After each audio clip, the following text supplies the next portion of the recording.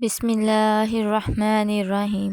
شروع اللہ کا نام لے کر جو بڑا مہربان نہایت رحم کرنے والا ہے۔ السلام علیکم ورحمۃ اللہ وبرکاتہ۔ رسول اللہ صلی اللہ علیہ وآلہ وسلم نے ارشاد فرمایا، قیامت کے دن پوری کائنات کے سامنے ایک شخص کو بلایا جائے گا۔ اس کے سامنے 99 رجسٹر اس کی برائیوں کے رکھ دیے جائیں گے۔ ہر رجسٹر اتنا لمبا چوڑا پھیلا ہوگا جتنی نظر کام کرتی ہے۔ اللہ تعالیٰ کی طرف سے سوال ہوگا، ان برائیوں میں سے کسی ایک برائی کا بھی انکار کر سکتا ہے؟ میرے نگران، ان فرشتوں نے کہیں تجھ پر ظلم تو نہیں کیا؟ وہ جواب دے گا، نہیں میرے رب، ایسا نہیں ہے۔ پھر سوال ہوگا، کوئی اجر ہو تو پیش کرو، کوئی نیکی ہو تو سامنے لاؤ۔ بندہ ڈرتے ڈرتے جواب دے گا، یا رب، کوئی اجر بھی نہیں اور کوئی نیکی بھی نہیں۔ اللہ تعالیٰ فرمائیں گے، تیری ایک نیکی ہمارے پاس محفوظ ہے، یاد رکھ آج تجھ پر ظلم نہیں کیا جائے گا۔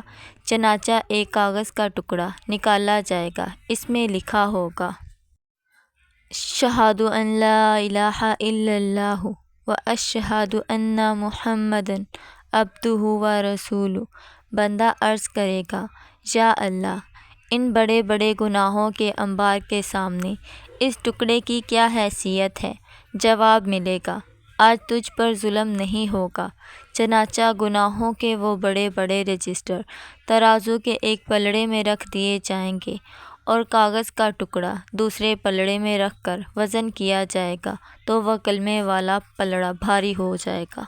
نبی کریم صلی اللہ علیہ وآلہ وسلم نے ارشاد فرمایا، جو شخص کسی کو بدنام کرنے کے لیے اس میں ایسی برائی بیان کرے جو اس میں نہ ہو تو اللہ تعالیٰ اسے دوزخ کی آگ میں قید کر رکھے گا یہاں تک کہ وہ اس برائی کو ثابت کر دے۔ وہ ثابت نہیں کر پائے گا۔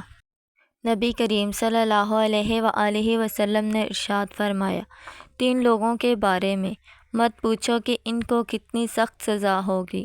نمبر 1، وہ شخص جو مسلمانوں کی جماعت سے الگ ہو جائے اور اپنے امیر کی نافرمانی کرے۔ نمبر 2، وہ غلام جو اپنے مالک سے بھاگ جائے اور اسی نافرمانی میں اسے موت آ جائے۔